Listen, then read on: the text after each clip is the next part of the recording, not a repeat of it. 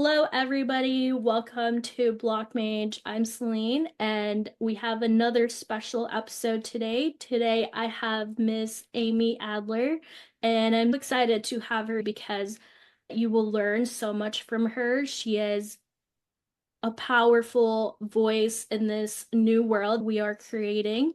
She is the CEO of Life Transitions University. She is a CPA, a financial analyst, and an expert when it comes to divorce and probate, helping families navigate challenging times.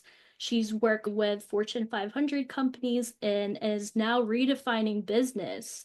She's truly an inspiration and my kind of entrepreneur, inspired to create meaningful changes in the world.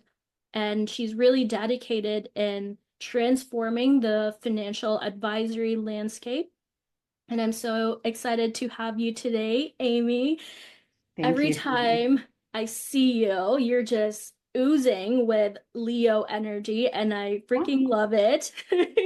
You're vibrant, and even though you feel tired, you still show up. The challenges that you have in your life, you are just this mom and entrepreneur ready to take on the world. That's the type of energy that I just absolutely love about you. And you are spiritually aware, you are so intelligent, and going through the ascension with me and with everybody else, it is it is an honor to be doing this together with you and everyone. Now that we are transitioning in this period 9 where a lot more women, their voices are going to start coming out and having a good example like yourself. I'm super excited to have you here today. So welcome. thank you, Celine. It's an honor to be here, especially given all the cool things I've seen you do. I adore you and everything you stand for, and I am very happy to support you and your community. Amazing. I have a few questions for you. We've had so many conversations now, and you've inspired me so much in a way too. Your strength, how you show up online, and your voice with many going through divorces. It's not an easy transition in life. How did Amy become an accountant or into forensic accounting or divorce? How did that come about? Let me just say, I fought being an accountant. I was not born to be an accountant. Like you look at my chart, I'm a Pisces midheaven, which is all about taking care of people, being a caretaker, therapist, or mediator. It was very unnatural to me as Mhm. a kid, but the universe kept nudging me in the direction of accounting throughout my teen years in college. My dad, a retired CPA, was in accounting. I wanted nothing to do with it because every year while I was in college, he got laid off from his job. So he lost his job four times, I think, while I was in school. And so I was like, this sucks. I'm not going to do this work because that seems really dangerous and I'm going to not have anything secure. And yet I was going to the university that had the number one accounting program in the country. And I was in choir sitting next to this dude who was a friend of mine who couldn't talk enough about how great the accounting program was and how it's different now. And anyway, so finally, I was convinced that accounting was the way to go because I was good at it. It made sense to me. And it occurred to me that I don't have to follow the same path my dad did. Accounting really offers you the option to do pretty much anything in business. Mhm. The background in public accounting, you could do any type of finance or accounting or even CEO type role really easily, really well. Yeah. So that's what I did. And I hated every minute of it, but I felt like I needed to do it. I did the puzzle nature of accounting and math. I love solving puzzles. So that part I liked. But the boringness of spreadsheets sucked the soul out of me. I graduated and went into public accounting, did that for a while and did corporate accounting roles, including Mhm. time at Whole Foods before it was purchased by Amazon. So I worked for some cool organizations, and yet I still didn't feel that fulfillment. It was just Right. slowly every year that went on, sucking the soul out of me even more and more. I thought it was related to my marriage because I got Mm-hmm. married not long out of school. I was 25 and I had my first child when I was 27 and my second when I was 29 and then divorced at 31. When I was Mm. your age was when I got Oh my my first divorce. God. It was very painful, but that made me dig my heels in more with the accounting career because I needed this stability of a regular paycheck, health insurance, and being Mm-hmm. able to keep our home solid. And that was of the utmost importance to me, was being able to support myself and my family during that time. And several years later, I got married again Mm-hmm. to a man in another state. We never lived in the same state, although we intended Oh, to. It wow. just didn't work out. We both had kids in our Mm. locations, and he was not, he was supposed to move here to Texas, where I am, and he was blocked by his first wife in a lawsuit. So Wow.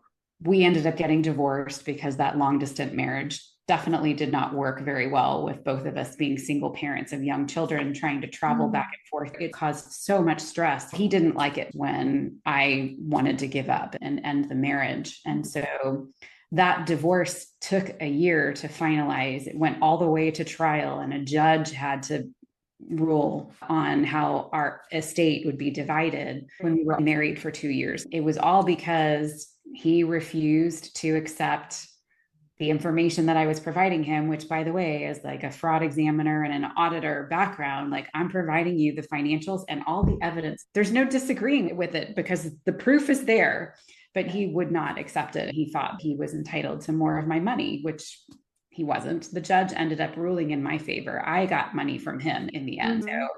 that was nice, a nice result after spending way more money than I was awarded on my attorneys. The Yeah. whole thing ended up in a really awful situation because I was very financially drained from yet a second divorce and physically drained from this intense career I was trying to build. I was working my way up to partner in the CPA firm I was in at that time, while I was still trying to go through this divorce process and raising two children and all the other things that I had going on with home ownership and my other family members.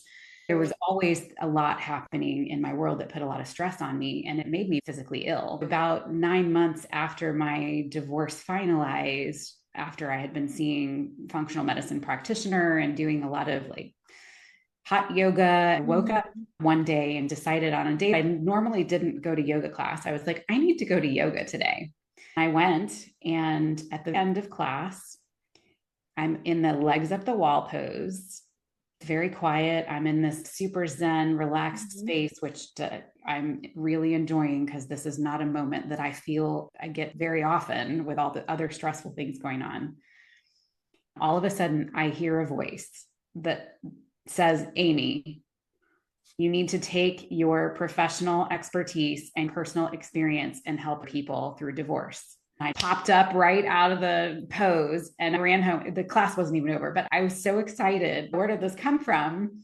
I ran home, and the next day I told my boss and managing partner at the CPA firm that I had this idea. We could open a new division of doing divorce consulting. He Mm-hmm. said, that's brilliant, Amy. Go ahead, learn what you need to make this happen and then do it. So that's what I did. I started the business while still in my audit role, managing a team of auditors doing the Mm. medical audit work that we were doing, while I was also starting to build up this divorce consulting business. Right. That's how it ended up happening. I just followed the voice.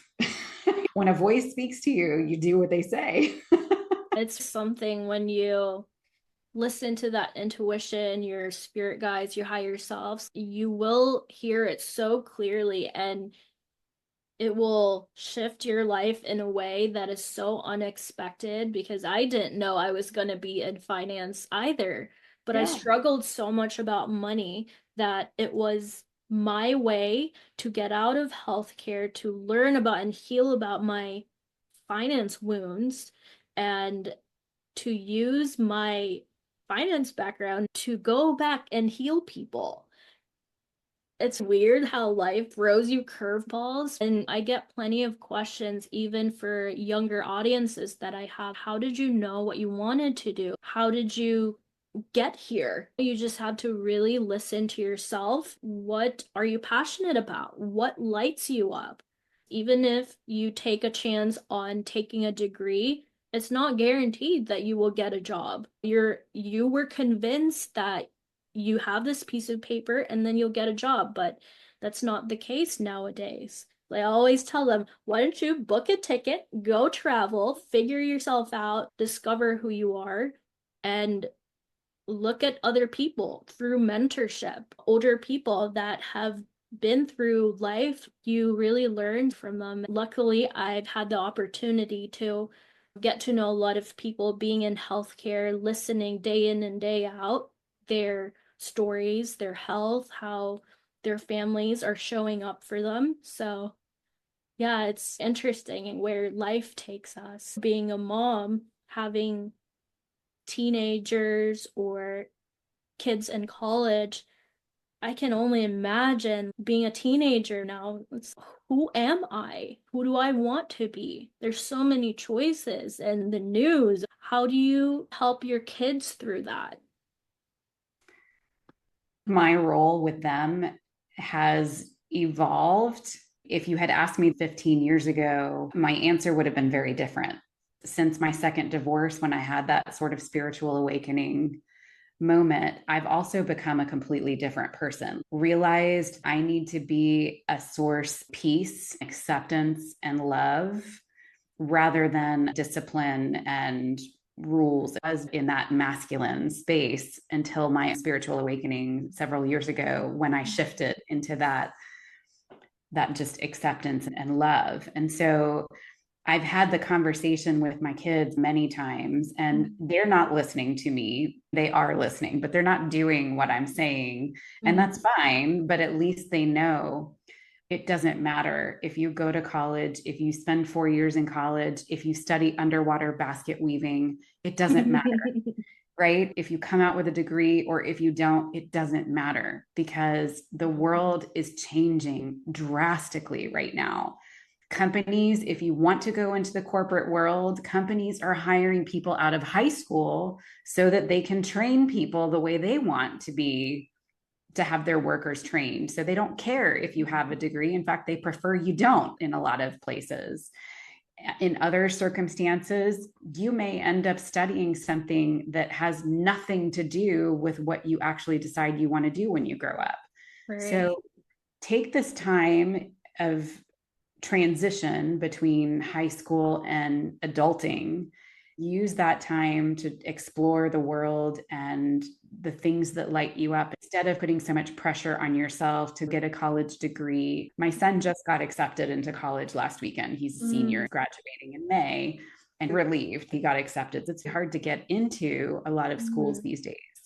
The school that he got into cost $30,000 a year to go to with all pretty much all expenses included. So $30,000 was the total cost of my college, and I went for 5 years. It has definitely gone up a lot.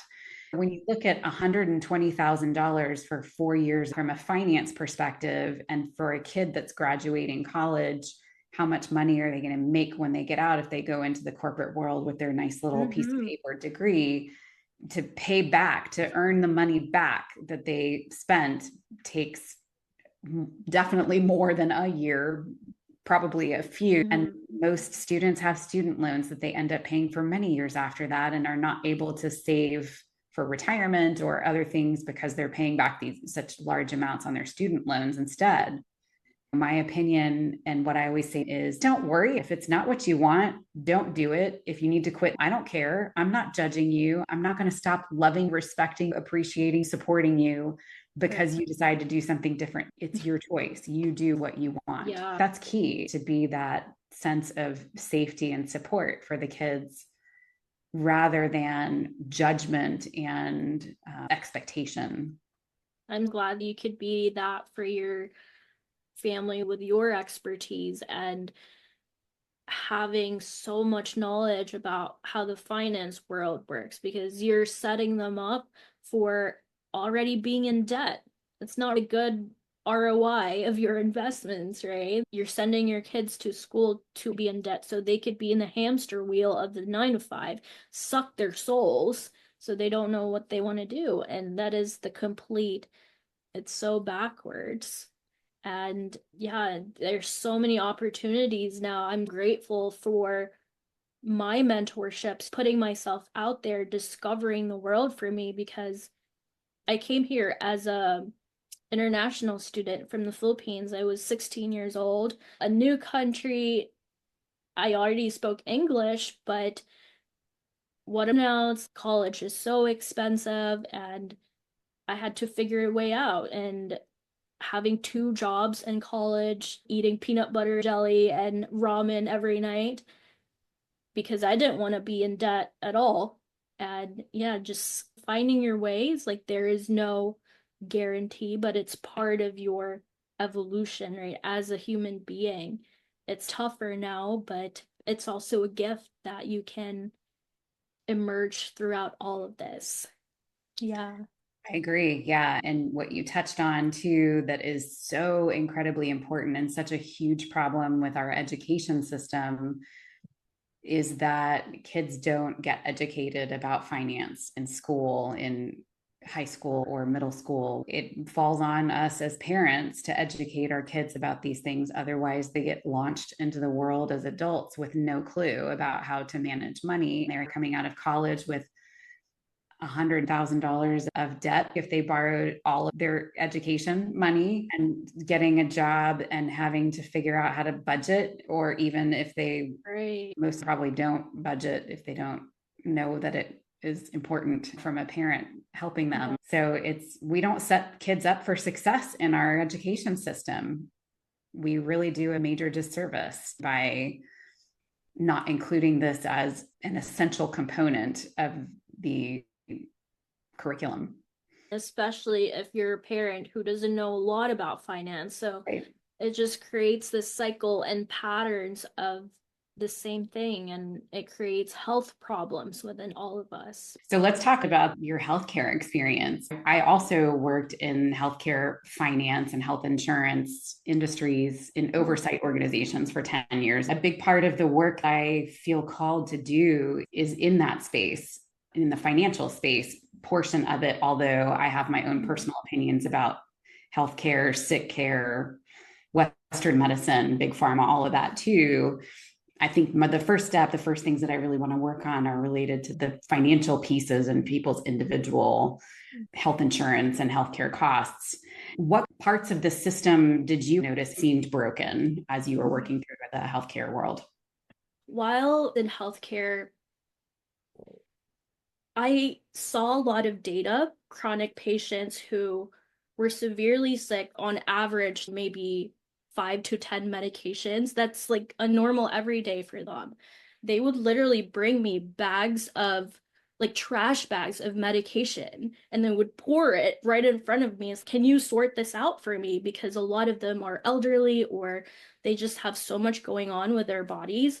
And so it was my job to assist them communicate between the patients and the doctors or whoever specialist they might need to interact together just to create this team of healthcare professionals. A lot of my struggles come from dealing with insurances, scheduling with doctors. Doctors were always booked.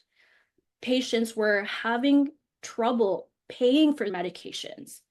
I would have patients crying right in front of me. It breaks my heart to see grandparents because I love my own grandparents and I would never want elderly to go through that. Picking if they should buy their Eliquis, their anticoagulants, if they were going to get DVTs or going to eat. And it's backwards. These doctors turn out to be drug pushers of big pharma because they're too afraid to say something. I had a really good mentor, and his name was Dr. Tanner. So he was the chief of hospital, and we did COVID together. Unfortunately, he passed away from it, but he was the best mentor and shaped who I am now and what I stood for. And he always believed of healing people in a way that you're connected to your heart, touching patients again instead of overly medicating them Instead, we go back to mixing holistic and modern science together. It changed a lot of my worldview. It's what's wrong with the system. And Uh, we talked about potential solutions. That's the message we're trying to spread, that we don't have to accept these broken systems controlling us for centuries. We can make changes. We just have to know the steps to get there. You've presented some information to get us one step in the right direction. It's awesome. Thank you. And that was really one of my goals. Like, I need to figure my way out of the 9 to 5, figure my way out of healthcare, even though it was scary. Healthcare is all I've ever known. And I had to believe in myself, trust in the universe that something greater was going to happen, that it will ultimately lead me to creating more impact in the world, going back to nature, our original blueprints. And plant medicine can heal so much trauma, like insane amount.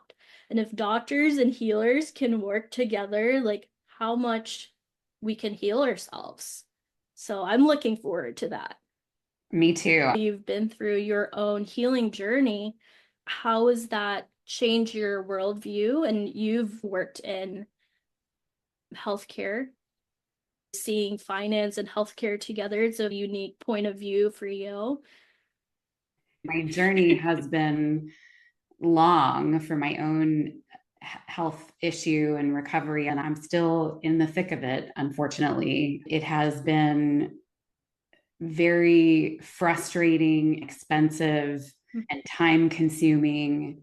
So much of the delays are time consuming and expense is unnecessary because I wasted a lot of time waiting to find the right professional. I'm thankful I don't have traditional health insurance because it wouldn't have covered most of the testing and treatment. I would have still incurred all the expense that I have, plus the premium cost of the insurance. So that part of it has been a really eye-opening journey, especially because most of the providers that I've been seeing are more Eastern and functional medicine practitioners. Like, we're not talking big pharma and MD, Western medicine type issues that we were just talking about before. It's the same problem in the functional medicine world too, because there's just not as much access to the technology and the testing and the supplements, and the systems are not in place yet to make it efficient and easy for those practitioners to be able to see patients, diagnose quickly, and help them recover, especially with complex illnesses like what I have right now. So it has been quite a long journey. And having been in that space on the financial side before I got sick myself about 5 years ago, I was in the health insurance world 10 years of my accounting career before I got sick. Most of what I was doing was auditing the government programs and their spending to make sure that they were spending in compliance with the requirements that the states and federal government had for them. And I saw so much there that was unacceptable. I can't make accusations about automatically, but because there's no evidence that it's intentional. But I did see some real major problems in all areas of the system: providers side, hospital side, insurance company side, state and federal governments. All of them have problems that are ultimately causing the end user, which is us, the constituents, the suffering of being sick or not having access to the care we need when we need it, or that the providers, nobody wants to be a doctor or a nurse anymore because they don't get paid what they're worth, and they're overworked because of how many other hands are in that cookie jar collecting money before they get paid. So it's so broken and disheartening, which is why 6 years ago I jumped ship out of the healthcare world and went into divorce. So I jumped out of the frying pan into the fire in many ways. I was doing a lot of the billing process with the doctors, like what codes do we put in? All diseases have ICD codes. They have a price. And a lot of these diseases it just keeps piling on. If they put you on medication with hypertension, you get hyperlipidemia, you get CKD, you get diabetes. So it's an endless cyclical loop that it feels like you are in this sinking ship and you're just keep putting band-aids on these things. It's like there's no real healing that goes into it. And so now that people are looking for alternative things, like you yourself, you came to me and we did like our healing session, and you must have really good insurance to cover a lot of your holistic type of healing. And that's what I see now with a lot of my clients go through big shifts in health and finances and all of these things, that it's like your dark night of the soul, right? The universe is challenging me to dig deeper within myself. I was also sick for a while, had eczema, IBS, asthma. Everything I ate made me sick. I was gluten-free, vegan, but none of that mattered until I started healing myself and figuring out, Energetically. okay, yeah, energetically. It was like, okay, I'm just putting Band-Aid on all these other medications, tests, seeing allergists, dermatologists. I was having bald spots in my head because I had alopecia. It was like my body was in so much stress telling me to, you better freaking stop or something really bad will happen. And yeah, anxiety, depression, you name it. It's time for me to take back my health and start healing myself the way nature intended. More people are gravitating towards that. We're in this big shift. We are spiritual, multidimensional beings that we can tap into that intelligence again. That's so cool. It sounds crazy at first, but then when you actually sit with it, you're like, Yeah. oh, Were you really always not. pragmatic yourself too? Were you always just do this, do that, and like all of a sudden you're, whoa, let me go to yoga, let me try this herbal medication. How did you come about it? I have always been a fighter. Like, I have always been the person who does not accept a situation that makes me unhappy. I will try things, do things. Fearless is a good word to describe me. I have plenty of fear, but when it comes to what I'm willing to try, I don't let fear get in the way, especially if somebody I trust tells me that this might actually help me. I will try it, I will do Mhm. it. Yeah, so that gave me the strength to try things and observe what's working and what's not working over my whole life in all areas: business, home, health, finance. It was innate within me. What I've discovered since I fell in love with numerology is it makes perfect sense. I'm a life Mhm. path 5, all about innovation, change, freedom, travel, movement, never staying in the same place for long. I was afraid to try new things because I was more afraid of getting punished. I was in my family home. Once I was out of that situation and I realized that I did have the freedom to start making more choices, then I started doing that. And it has progressed over my life. Like, I was born in the 70s, so in that time frame, we all still were operating under the same existence, that we all just limiting beliefs. There were all Mhm. kinds of limiting beliefs based on what our parents and their parents had experienced before them. That was just the way things were. You studied hard, went to college, you got a good degree, good job, good career, you worked 8 to 8 in the Oh, accounting world. You really busted your butt to make a lot of yeah. money, work your way up the ladder, and then you get to relax when you finally get to the top. And at that point, it's too late, but that was still the way that we were raised. That was what we saw and expected. It wasn't until I had some kind of spiritual intuitive hit download or something at some point, looking at my numerological chart and Mhm. timing, they make perfect sense. It gave me the idea that I don't have to do it this way anymore if that's not Yeah. what I want. And You're also into astrology, right? It's like math, patterns, geometry. There's a reason why the great intelligent men back in the day, Plato, Aristotle, Copernicus, all of these amazing builders back in the day, Galileo, all of them, they were so obsessed with stars because it was the way that they understood life and the cycles of life. So it's very exciting that more and more people are diving into going back into the esoteric wisdoms, because Even astrology, it's here for us to be our maps. We did not come here just to go through life blindly. Your map, your natal chart, tells you what you came here to do that is in alignment to who you are, what challenges you need to overcome.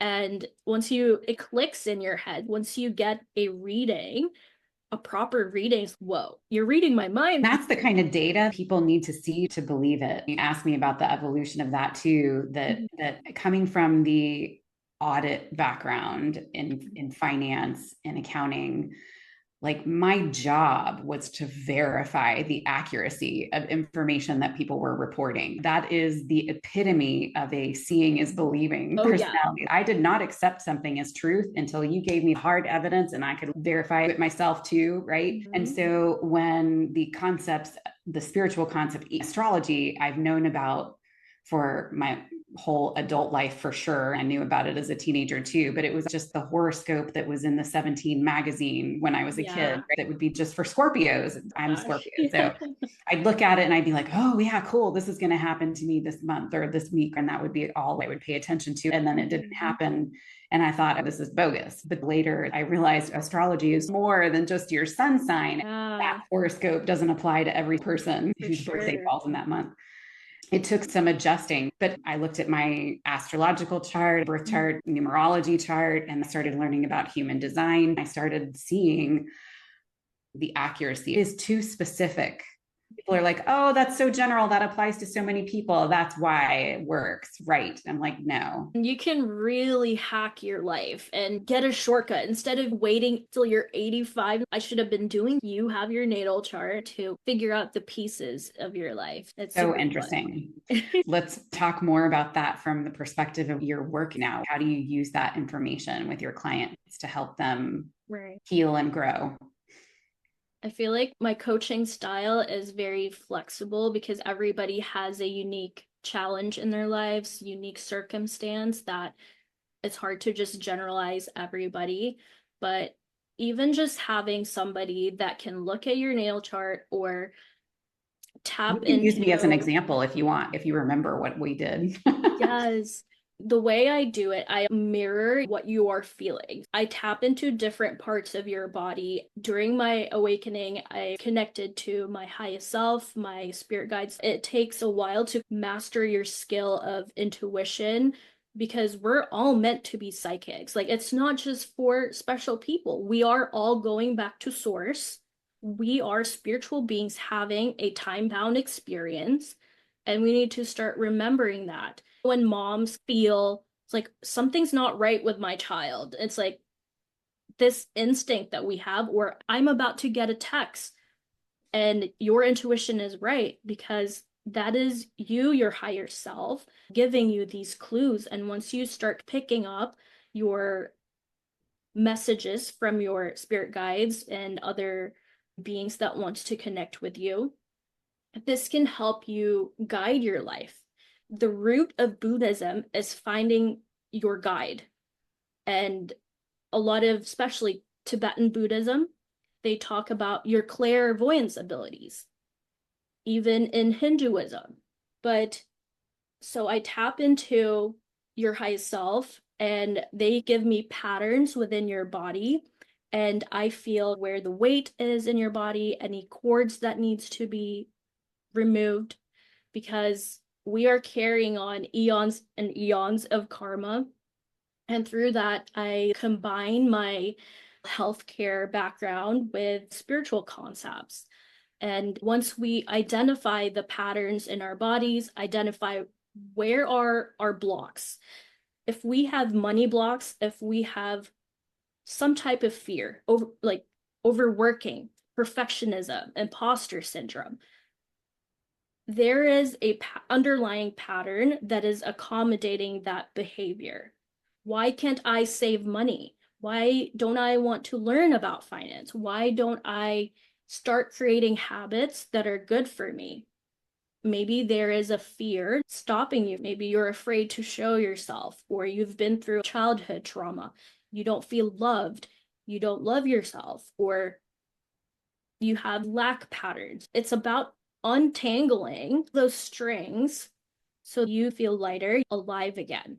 I had to try that with myself too, heal and make myself happy. I can wake up each day and say to myself, like, I love my life. I'm happy that I believed in myself and trusted myself. Get out of the misery of being in healthcare, of the 9 to 5. Even though I struggled for years, I was living in my parents' basement, but I knew that one day I can get that freedom. And now that's what I help other people to realize too, their potential. And I see your God self, your divine blueprint, that highest version, highest timeline for you. We need common ground between spirituality and being practical, being grounded, merging technology, merging science, spirituality. And that's like my slogan now is I synthesize all three because we are bridging these gaps so that we can start evolving and becoming our highest selves. Yeah. I love that. It sounds like such a fun adventure to go on with people. You must see the most interesting people because you see much more than what they show you from Oh my gosh. talking Yeah, and looking at them. Yeah. for sure. My conversations every day are so intimate. When people book with me, I already have that impression, or even them. Okay, you're gonna give me all your traumas. Tell me this trauma, but I need you to acknowledge it because I'm seeing what happened. You went through a lot of childhood trauma, but I need you to tell me the story and acknowledge it within yourself so I can start clearing whatever chakras we need to align or patterns we need to clear. But yeah, I've met so many incredible people that I never thought were spiritual or into it. The businesses they're creating, it's fun. One lady had a breast milk kind of therapy business. So mothers that are having a hard time lactating.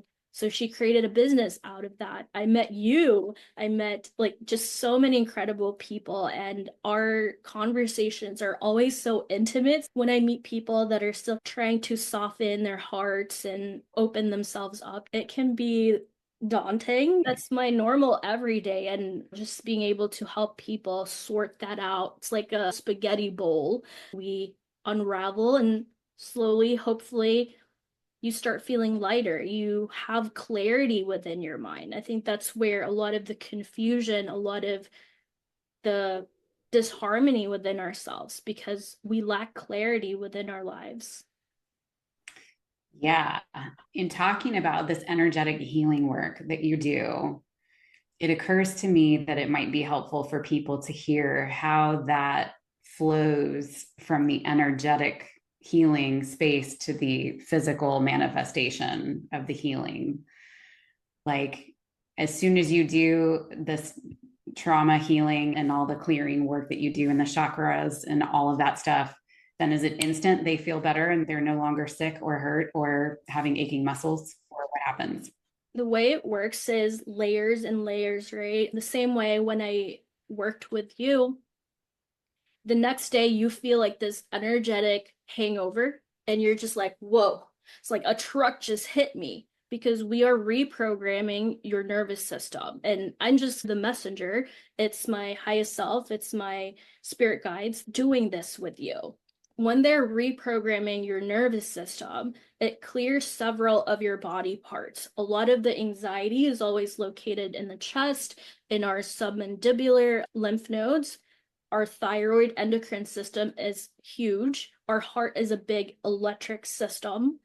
And this is what a lot of Chinese medicine kind of study also, our fascias. Our emotions hold so much energy and information that once we clear those karmas, once we clear those energetic burdens that we have, it can help you feel lighter. Our DNA, several of our DNA, it's like the USB, and your body has all of these apps. Once you slowly remove those apps, you can think better, you can feel lighter. But yeah, it also comes with recognizing patterns and doing the opposite. So if you know that something is not good for you anymore, maybe toxic people in your life, even if they're family, even if they're friends, and if they're not giving value in your life, if they're not helping you grow, it's like why still associate with yourself with those people? And people who struggle with their weight, maybe, food is just food, it's not love. How can we dig deeper instead of binge eating? It's like, how can I put that love back within myself? That was the biggest realization I've had, not just within myself, but with all of the patients. If only their parents treated them better, if they had the love and their parents told them that they're proud of them, then this world would be so much different. You just described me too. So that's, yeah, that's very, it hits home for sure. And is a lot of the trauma, I assume, that you and I were working through as we did that. Yeah. It's like we Um, never stop healing, right? There's always something that we can discover more of ourselves. And even for me, I struggled a lot with my mom.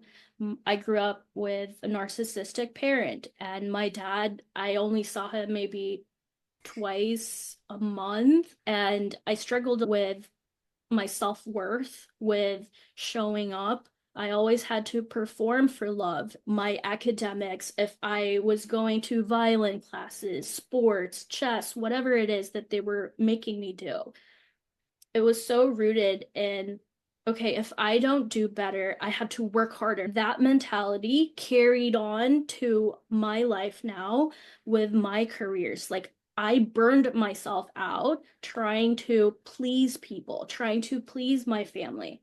If I don't achieve these goals within me, my mind is always like racing. It's like I'm worthless. I'm no good in the society. We keep pushing harder and harder, but in detriment to our health, with our mental health. And that's how this economy, this society is built. I always tell to my clients that having balance, when we create more space in our lives, we allow things to flow in a lot easier. Money will come to you easier. Fix the energetic work first. Because if you're out there chasing money and money is running away from you, then something's got to change. It's like the energy is everything. how do you know when the energetic work is complete? My way is to teach you to be your own healer. Clients come to me and it's not just, I'm here cleaning you. I'm not your cleaning lady. I'm teaching Please. you. Yeah, I'm teaching you how to be your own healer. Maybe one day you don't need me anymore. And you can start creating your own style. You can start creating your own healing modality that you can teach to other people too. I'm just a few steps ahead of you. I'm just a guide. These modalities worked for me, understanding my behavioral patterns, because when we use frequency work, it's almost like a huge packet of your trauma.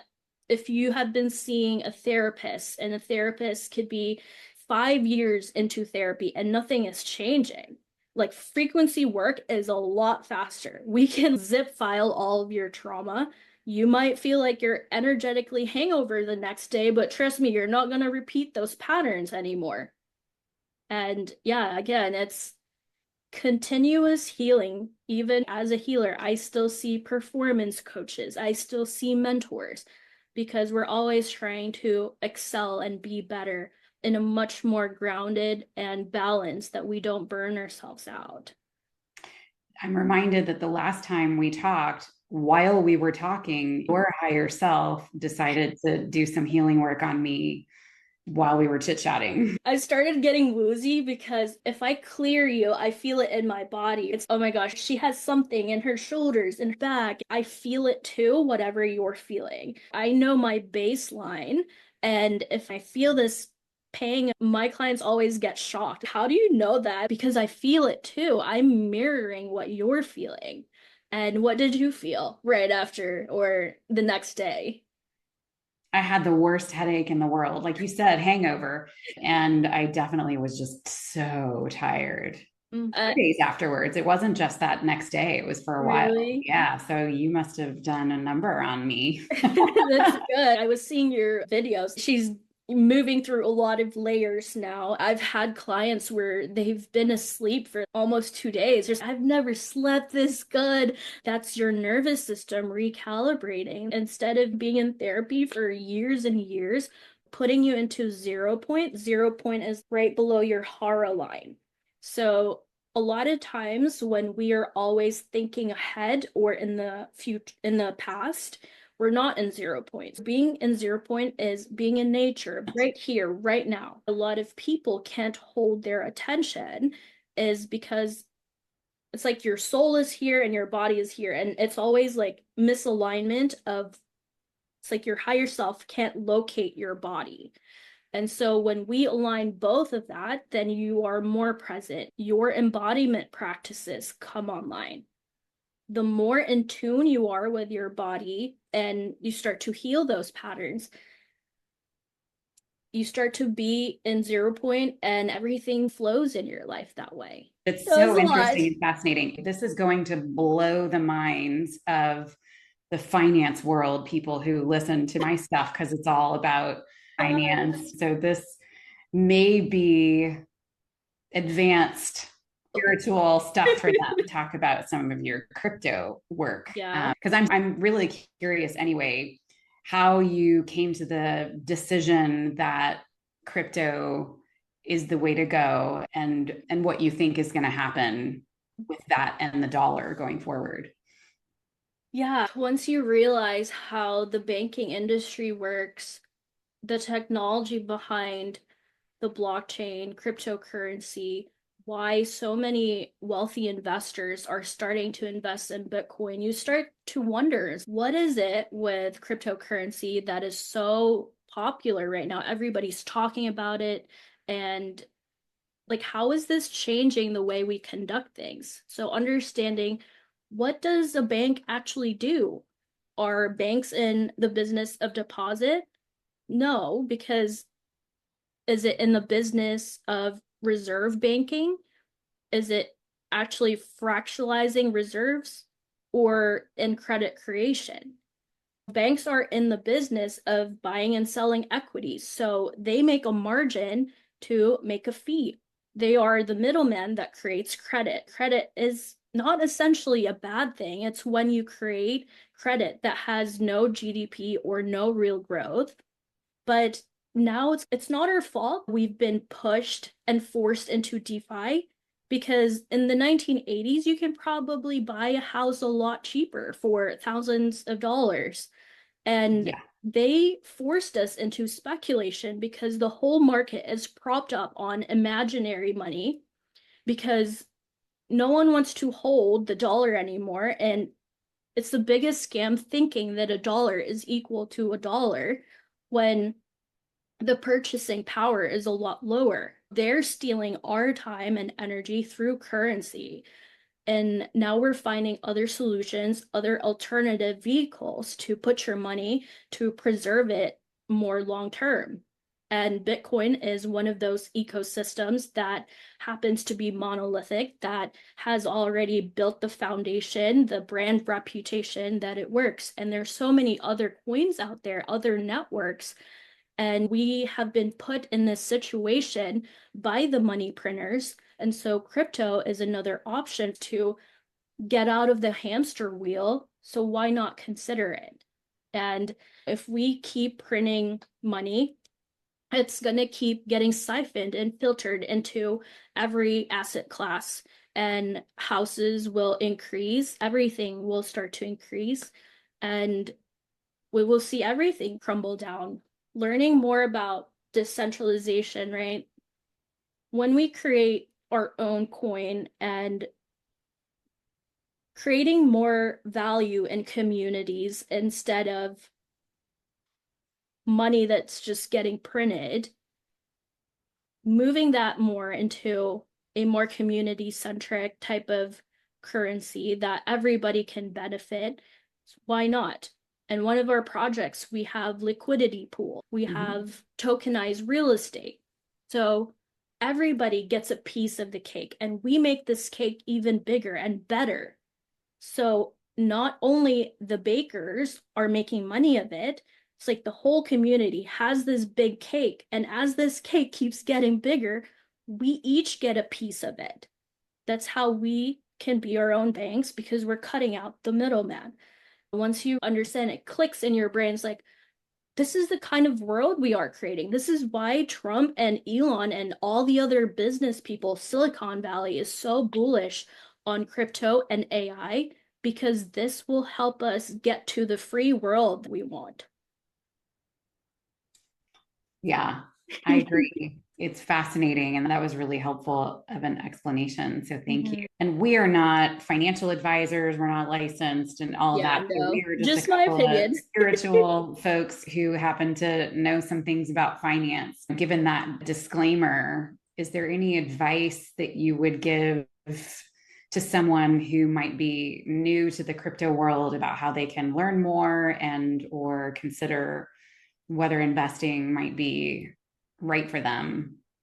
Start by watching YouTube, Google what is the blockchain, read white papers, understand what does it mean to be in a centralized institution than being in a decentralized one. If you study about what happened to the Roman Empire, the Weimar Republic in Germany, can you compare what is happening now? Even with my projects now, I work closely with crypto, and we teach about from the very beginner stages up to pro level investing. And that was one of our thing where you joined also our platform to really teach you from the ground up how to understand this new technology, because we all have to adopt to this, and understanding the tokenomics. And we have several courses that you can take there as well, and understanding your portfolio makeup, balance a good ratio and that I'm comfortable with, having more control with my portfolio, dollar cost averaging, become as decentralized as possible, have a plan in place, and then you can also choose to let the pros invest it for you without losing control. But just really doing your research, what projects you are passionate about, and have control of your crypto, your assets, because that is your hard-earned money. Instead of you giving that to the banks and them making money from your hard-earned money, you can do that yourself. But again, it takes accountability, research, and taking charge of your life, because otherwise, they'll just try and control you. That's where self-mastery comes, right? I work a lot hard on your energy so that you can start doing these little changes in your life, including investing, getting educated in finance, because education is everything. And It's there's a, empowerment. It's, yeah, yeah, knowledge really is power. That cliche is just so true. Yeah, absolutely. yeah, And and there, interestingly enough, I do a lot of work in the divorce space, handling a lot of cases where one of the spouses has cryptocurrency as one of mhm. their assets, Oh, okay. or several of their assets in the marital estate and division process. And because it's such an industry that has no regulation yet, there's so much risk there to people. I think all of the advice that you're giving about educating people before investing in it is wise, because there's a lot of risk. If you pick the wrong currency or well vetted, you could be setting yourself up for risk there. Yeah, and that's exactly one of the things that we cover heavily on how to not get scammed, rug pulled, all of the just background things that you need to be aware of as we transition to decentralized finance type of world. And Yeah. even with stocks, there's always risk. There's nothing certain in our lives. And really, the only security is within ourselves. So, what are you willing to take a risk on? Getting an education is a risk too. You got to pick your battles. And diversify. That can help minimize risk. Don't put it all in one basket. What about you? You've learned a lot from our crypto too. Have you started studying more about cryptocurrency? What is your experience with it? to be honest, I actually was very worried about the crypto industry in general because of the lack of regulation coming from the world of audit, where my very early part of my career was spent years, like night and day. I would spend in large SEC registered stock trading companies doing audits of their annual 10K filings, their financial statements, hearing about how crypto doesn't have regulation or oversight made me very concerned. There was so much risk for fraud. We've seen major scams that cost people a lot of money because of the lack of accountability, the lack of accountability in some of them. I made the judgment that whole industry was not ready for me. So I just started learning about it this year. When I saw you talking about it on TikTok, I was like, oh my gosh, this really spiritual person who I feel connected to for some reason, even though she looks different and is way younger. So I believe this woman. She's right. I took the Art Crypto intro course and I learned a lot. We had a session when you did some clearing work for me and gave me interesting information about my blueprint. And so I'm a believer now. I have not actually been able to invest in it yet because my money is with an organization that doesn't do crypto investment. So I have to actually pull it out myself to go put it in the crypto opportunities that are out there. And I just haven't done that yet, but planning on educating myself more about the different DeFi currencies and seeing which ones speak to me the most. And we'll definitely start doing that early next year is my plan, like sometime early next year. Yeah, DeFi can be like a wild west. You gotta take your risk. Through education is like riding a bike. And that's the beauty of our crypto too. We really help you navigate through these waters and hey, we have this token that we're highlighting and all the coaching talks that we do every week. We have business classes to help support you and make good decisions. Always research, zoom out. It's not your keys, not your coins. We always tell people to have a ledger or a cold wallet because you are your own bank, so you need to be responsible with your assets. But there's so much new opportunities. I feel like every day there's new technologies popping up. We're working with AI now, just really fun projects that I'm very excited about and collaborating with different people like yourself that are starting to open up to this idea. And the more people know, we lessen the fear, right? That's why a lot of the influencers now or the content creators and on X or TikTok, we're starting to come out of it, especially if you're a woman. A lot of fear that we have is not knowing enough about finance. In crypto, you can turn $1,000 to $1 million, just however you position yourself in your portfolio. But that's where education is so important and being in the right teams and your networks. Yes, for sure. Yes. You can't just put $1,000 in any crypto and tomorrow it'll be $1 million. There has to be some research and thought put into that to make sure that it's safe. Yeah. The thought that's a possibility must give so many people hope, especially my clients and former clients who were stay-home moms getting divorced and terrified about being broke. They can't get a job anywhere. Nobody wants to hire somebody who hasn't been working for many years because they stayed home to raise children. So their degrees are now moot, or they just don't have the same, I don't know why they expect women who've been out of the workforce for so long not to be good workers. That's just the way it is. So to be able to make $1,000 a million without having to go work in corporate America would be such a huge blessing. Even being a content creator, I never thought this could be my full-time job. For you as well, it's like you're starting to make content online and you're starting to build your audience. Like, how fun is that? And the algorithm really caters the right person for you, the right people that can hear your message, hear your voice. And just really putting yourself out there, you get to really gravitate the right people, the right tribe in your life. It starts with not being afraid of being seen.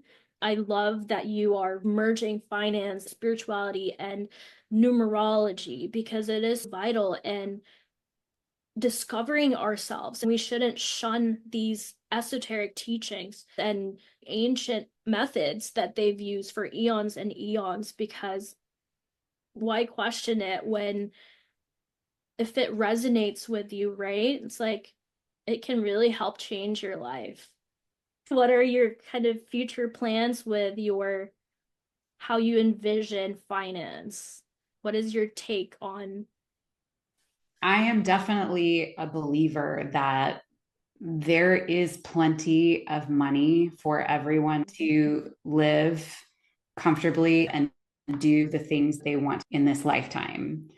Storing lots of money is a fear-based mentality. Wealth doesn't need to mean millions in banks or cryptocurrencies. Wealth is, to me, and I think to the general population down the road, when we are able to release the fear about not having enough, is that we will always have enough. Money is just a form of energy exchange, right? I work, put effort into something, you pay me for that. That's an energy exchange.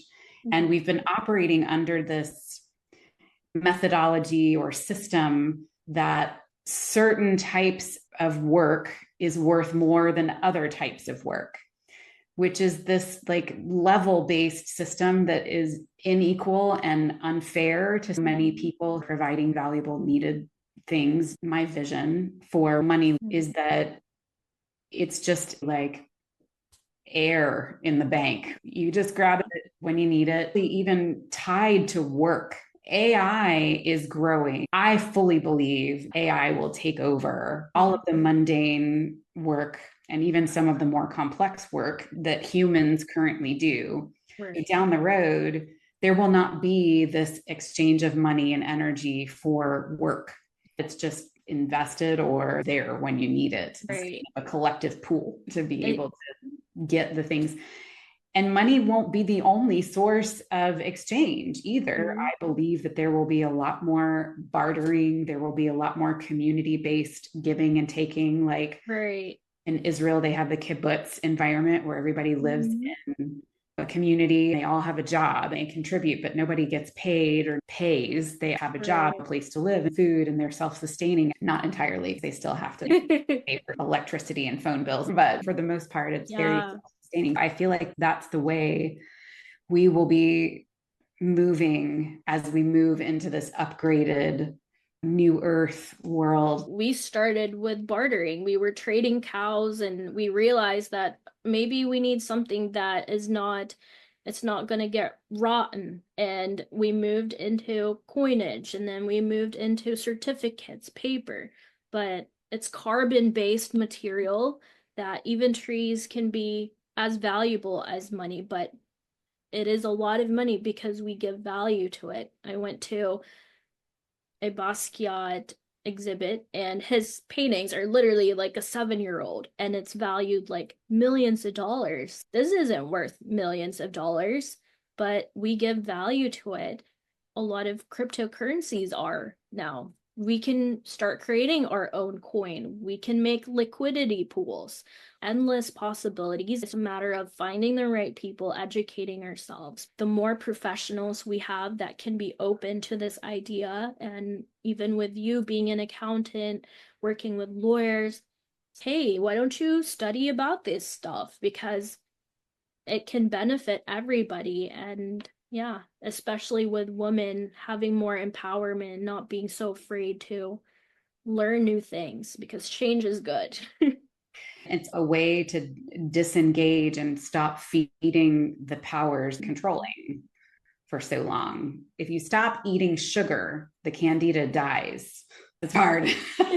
But the equivalence to money and the control of the powers that be, not giving it the money, take away its power. Right. It's an interesting parallel. If you stop feeding the monster, the monster can't survive. That's the underlying theme of all the things that I'm teaching and learning and coming up with ideas, because I think the biggest question people have even the people who are really super spiritual are already on the new earth train. Yay, 5D, ascension, love. How do we get there? We're starting to Mm-hmm. talk about the steps to take. We have to take down the old and start rebuilding the new.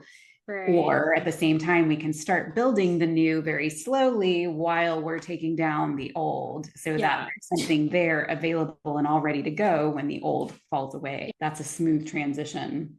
I think several people are already in that 5D mindset and even higher dimensions, right? Because dimensions is literally just a station of where your consciousness is. If your consciousness is already operating in that love abundant state, then that will manifest in your life and you start gravitating different people around you because you are just a reflection of how your surrounding is. So if you want to change your life, change yourself, look within your shadows. A good healer will trigger you to make you really see and shake yourself like, hey, you're the problem. This is why your life is like this. And you need to really be honest with yourself because a lot of healers also will coddle people. They would just baby them. Hey, we're going to do Reiki. But unless you take action and accountability, you're going to be in the same spot. We need both spirituality and groundedness to do it together. Especially with Right. you, you probably see a lot of people going into transitions in their life. I'm foreseeing a lot of people going through divorce changes as we evolve as a society. There's going to be more breakups and all those things. I really want divine union, going back to that wholeness and not being in a partnership where we're operating in ego. This man can give me material things. This woman is hot, so I'm going to be with her. Those are so egoic. How can we start living more in alignment? What are your advice if you're going through a difficult transition in your life? That's your expertise also. What were your experiences like? My own divorces were miserable. And the end of my second divorce 7 years ago triggered my illness. My physical illnesses are still ailing me. It was also when I began the biggest Spiritual part of my awakening. spiritual awakening. A lot of my clients, in fact, I would say like 99% of my clients are going through a spiritual awakening either Mhm. during their divorces or immediately after. Like it is Mhm. just uncanny how common that is. I don't know if it's a chicken or egg thing. Was it the spiritual awakening that caused the divorce or the divorce that caused the spiritual awakening? Some of both, depending on the person. But what I'm seeing is that they are so open to so much more open to some of the spiritual concepts and ideas. Mhm. And especially when I start talking with them about thinking about ways to make money that are more outside the box for the stay home mom who hasn't worked in years, when I start asking them, what do you love to do? What are you good at? Have you had an idea recently about something that you might be able to like teach other people about that you could put an online course and make money? All these things is almost every time they're like, actually, now that you say that, I was thinking about, I had a meeting with another client earlier today, this very beautiful attorney who took some time off to raise a child, but then went back to work and now is back in the corporate world, concerned about doing the single mom thing and this 8 to 8 corporate attorney work that's very demanding. It's Mhm. rewarding, but also really demanding and takes a lot of her time. So when I asked her, what about you starting to do your own attorney work in your own business at home? She was like, yeah, that sounds great. Let me figure out how Mhm. to do that. I think those are steps, right? As soon as the spiritual awakening and personal sovereignty kind of pull back, take onto themselves are the same thing. It's the owning of themselves, becoming more of themselves and their authentic selves that is part of that spiritual awakening process. I love challenging Mhm. people with those questions as a result of it. Yeah. To answer your question, the divorce process It is utterly painful. I hope we can find more ways to make this a less painful experience for people. Right. They still get the lessons they need to get. Oh I my don't want gosh. them to circumvent the lesson because they'll just have to come back and do it again. If they can learn less painfully, that would be great. I would love to see more of that happen. Just get a prenup, maybe but you're not expecting to go through a divorce. I love this person so much, but you didn't know. Circumstances happen and we can't blame ourselves, but we also need to start forgiving ourselves that we allowed that to happen to us. And you're a mom, you've been through your divorce journey. You can speak for women that are afraid to put themselves out there that, hey, there's a whole big world out here. And there's so many more people that you can meet and collaborate with and be passionately explore new things because once you own your power, your voice, that's why I work a lot in Throat chakra. unblocking the throat chakra. Every time I'm with a client, it's like I'm getting choked. Working more on your lower chakras, that sense of safety, your pleasure, passion. Without your lower chakras, it's very hard to create. That is the foundation of your building. If you don't have foundation and security within yourself, it's going to be hard to create. It's very challenging. We all have a unique challenge to overcome. My mentor uses this acronym SLAVE, right? So slavery, lack, addiction patterns, victim, victimizer, and then E is epigenetics. It's like Mm, the core of why we do things, the things we need to heal within ourselves. It always stems down with a lot of those things. that And makes perfect sense. the more we untangle that and remember our spiritual nature, a huge part of your identity, a huge part of your being. And when you don't listen to the cues from the universe, hey, quit your job, leave this person, something drastic will happen to steer you back into the right path. No matter how much you think you're in control, you're not in control. The universe is in control. So if they say that your life is going to get uprooted, you're going to go through a divorce, you're going to go through an illness, you better listen to your body or you're going to exit. This is the way it is. And it's for a lesson that we intended to learn when we came to live this lifetime. And I know this is, again, another advanced concept that we haven't really covered much with my particular audience, but I think this conversation will really help people do more research and to find out more about some of these things that we've touched on today. We're all collectively going through ascension process and we need to start recognizing that. So, yeah, And just allowing it rather than fighting it. for sure. And yeah, it's a lot to take in everything. There's still so much that we don't know about this universe, this world, and all we can do is to be open-minded. And go with what feels right. So tell me about how I know you have an event coming up. How are you? You have a very unique view on merging all of this together too. How are you connecting the dots? Between the spiritual and the financial. That's a big task to do. Amy is so bold. She is radicalizing accounting. It does feel like a large undertaking. What I decided to do is, and I hate the cliche, how do you eat an elephant one bite at a time? This is not going to be best digested or implemented if I just throw it all. The course is focusing on finance professionals, so people who work with the general public, like consumers, families in financial roles like financial planners, advisors, CPAs, real estate agents, mortgage lenders, bankers, insurance agents, people who give advice and sell products or services to help with financial lives. The intent is to help educate those folks about current pitfalls in systems we're still navigating. So people don't experience as much pain, educating professionals to protect people from pitfalls while they're getting married, buying homes, inheriting money, and also teaching spiritual modalities like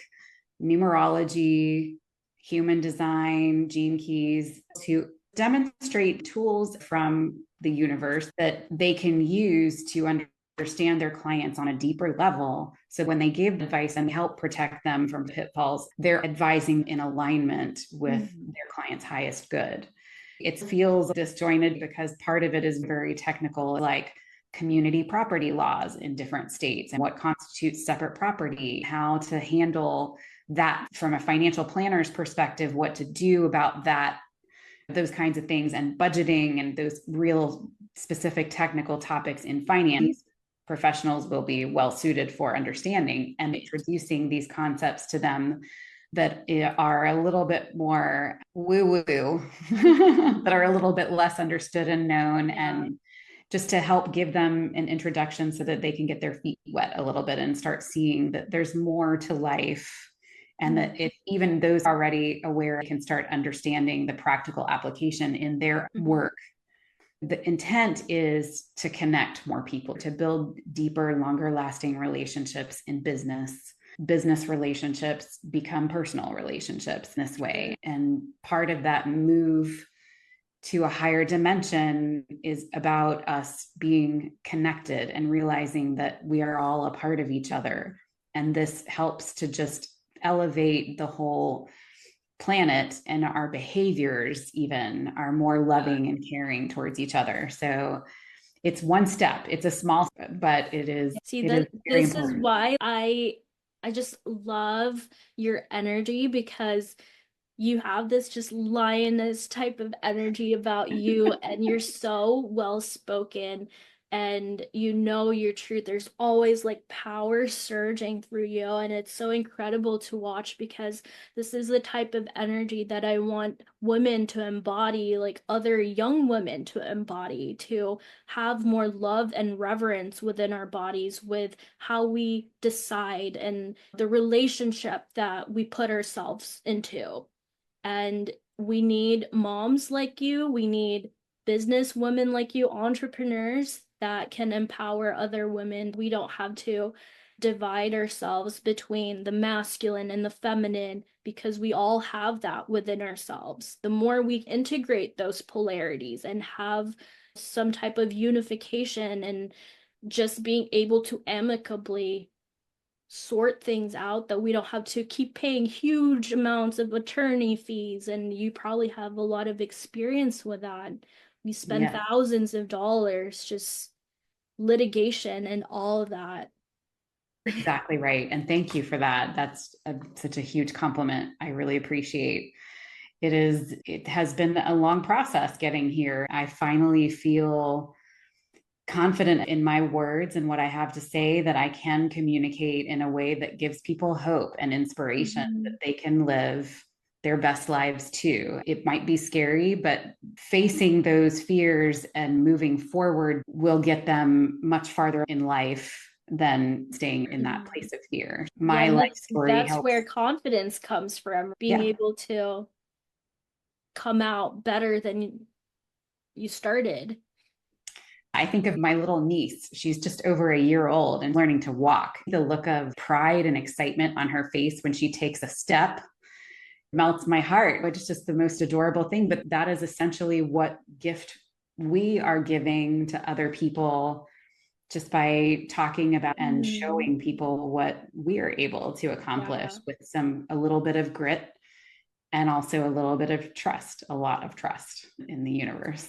For sure. We need more light workers like you, and having that vision that you understand and can bridge not just the masculine mind, but the feminine mind of spirituality and intuition, bridging those gaps together using both sides of our brains. It's also one of the things that I work hard on, because you could be looking at spreadsheets all day and have the vision of an oracle. That is our true nature, and that is you optimizing your brain and to the fullest capacities, because Einstein, Tesla, we all have the same brain makeup, but their intelligence, their consciousness is what separates us from other people. And if we can develop that, why not? It makes life a lot more fun, doesn't it? Spreadsheets are boring, but when you bring life to them by adding spirituality or other fun things, it's more interesting and fun to do. Yeah, thank you. I love that. If we could build a society that can pass laws, pass legislations a lot faster, then we can start building a lot faster. And that's where we need the men and women to come together and really creating this new world that we have. But I'm very optimistic. It might cause us a little bit of like contraction trying to get there, but I love the blockchain. I love crypto, and I'm so excited for it, especially with AI. I want people to have the same enthusiasm and to look forward building a future because I don't know, maybe I'm biased because I can perceive that frequency, but that's what I'm trying to bring. Like, the more spiritual you are connected with yourself, connected with the planet, you really understand where the earth is moving towards, to where technology is moving towards.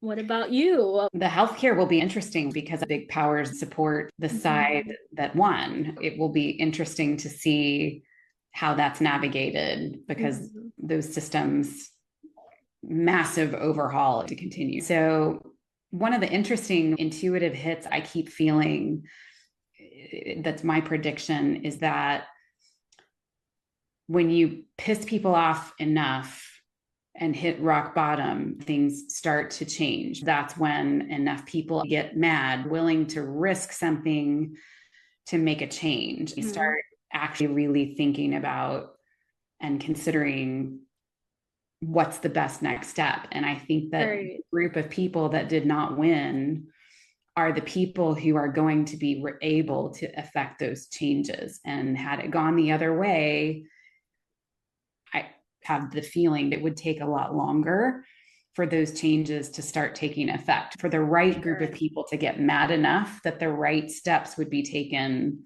Because of history, people getting mad starting a war would be very different from people getting mad and just disengaging and starting to go off the grid, or whatever other things might start happening from the folks who are so disheartened about what happened. I'm not saying this to create enemies, and I don't know if this is true. It's what came to my mind is likely to happen. A timing shifted forward because of this, the unhappiness, how many people are unhappy with the result, and it being the right people who are unhappy with the result. Right.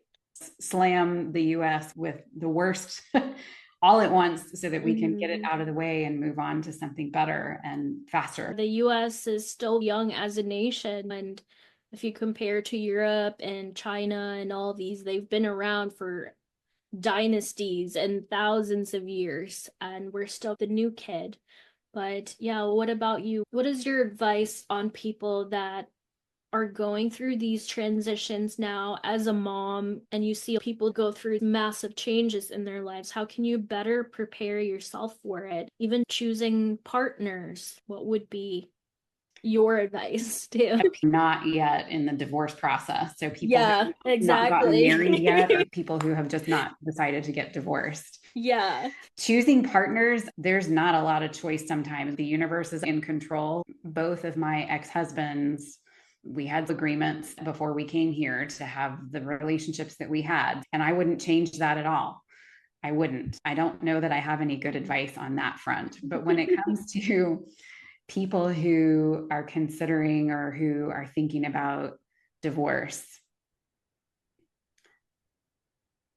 what I notice happening that doesn't have to happen as much, people want a divorce and they're so scared of what's going to happen on the other side that they wait until the situation is dire.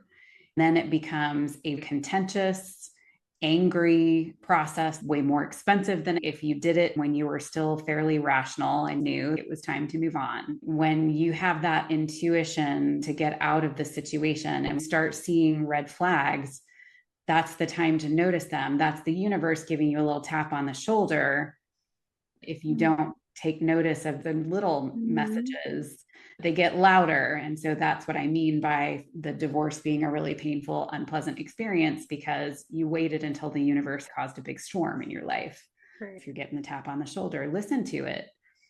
That's not to say every tap means get divorced immediately, but that's the Mm-hmm. time when you need to start getting your ducks in a row. Don't let fear be a reason you stay or leave. The reason that you leave is because it's in your best interest and your life will be better if you go. Yeah. Don't worry about kids. Don't worry about your ex. Don't worry about any other family members. Just worry about you. And if that is in your personal best interest, then it's in everybody else's. Having children involved makes it more difficult to change our lives. It's easier if you don't have children involved. I see that with my clients as well. And this is why I'm so happy that we are having these conversations. Women with different stories, or men going through their awakenings, men going through whatever transition too in their lives, because they're also suffering as we are women. And if we can come together and be able to just go through the process and finding more of our truths, we don't have to go through the friction of divorce and all of these things. But we're glad you can be that voice for us, all the women that are going through it, the men that are going through it. You have professionals who are spiritual, grounded in their truths, and have integrity that can help you, because these transitions are not easy. And the same way with me, a spiritual awakening is sure as hell not easy. Going through an ego death, and that's Yeah. one of the things I help my clients transition to. Oh my God, I'm suddenly psychic. I'm suddenly feeling all this things around me. Your senses are all activated, but you can be both spiritual and the same time be grounded and still look at spreadsheets, still function in our daily lives. But we're really here to build, and what is in your soul's journey, soul's path, soul's blueprint that you can share to the world, that your life is more meaningful and purposeful, and you can wake up each day with a lot more passion. And that's coming down from all the thinking and dropping into our hearts, connecting with our soul. We're happy to have you be that voice for us, and all the professionals that you are going to bring towards this journey and mission, because we need professionals that are intelligent and spiritual as well. Thank you. I love it. It has been a fun puzzle for me to put together. So I feel very honored to have been chosen by the universe to take on this mission. It feels really, Yeah. really special and amazing. So I'm excited to share it. I'm excited to see how people integrate this into their lives and start building better lives for Yeah. themselves as a result and their Amazing. clients. Thank you, Celinne, for joining me on this podcast today. It has been an unbelievable pleasure chit-chatting with you and sharing all of your stories, experiences with my finance audience. Where can they find you if they want to learn more or reach out for your healing work? Yeah, so my website is blockmage.io, BLOCK, like blockchain, and mage.io. I'm also collaborating with our crypto. We teach a lot about decentralizing and how to grow your wealth even more. But I do one-on-one coaching with people, and to really start helping you feel alive and passionate again. And why I'm here helping you in your spiritual journey, because it ties together your finances, the way you live, whatever job you're working, the energetics of these things, finding closer to our truths. And I can customize however your life is, and working with other professionals too. But yeah, it's all fun for me, and being able to serve others, because it's not about me, it's about all of us. I can attest to the value in your work because we did it together and you've already helped me tremendously. So I have you to thank for the fact that we're here today and I'm able to share this message and help all those other people. So I thank love empowering people. I think I saw you springtime, right? And now you have this business. I've had clients selling homes, leaving partners because I make them see that you have this potential, that you have this strength within you, and you just need a little bit of pushing. Coaches that will really grind on you to be like, hey, you can keep doing. Maybe they didn't have parents to tell them that. So you get professionals that can coach you in every aspect of your life. It's been really fun discovering people's stories. I encourage everyone watching to reach out and learn from Celinne and partners with Art Crypto. All of those resources are excellent to help people grow and transition the planet to a better place to live for us and our future generations. Thank you for all that you do. I can't wait to do this again soon. We still have plenty to talk about. You have so much wisdom in finance, being a mom. You are so relatable in every way, and having more women find you would be so incredible while you build your network. And yeah, we all face our challenges, but I'm very optimistic of the future and we're doing it all together. How can people find you? What are some events you have coming up? I just developed Life Transitions University to train finance professionals about meshing the technical and the spiritual in their work with clients. And so lifetransitionsuniversity.com is where the registration and more information about that company and the certification program that we're building for that can be found. And for my divorce consulting business, which is a nationwide business as well, is yourdivorceasset.com is our website. We are that ace in the hole that we can help people through that process and feel confident they will be fine after the divorce is finalized and have a good plan to stay financially stable and build their best life for the future. Otherwise, what's the point of getting divorced? It's all new and exciting to see you mold your business and hear more of your story on social media or even on your website, your seminars. You hold a lot of seminars too, and we're so super excited to hopefully see you here again in our podcast because I feel like I have a very diverse type of audience, and especially with people that are wanting to leave corporate and that are afraid to build their businesses or might be going through a relationship breakup, divorce.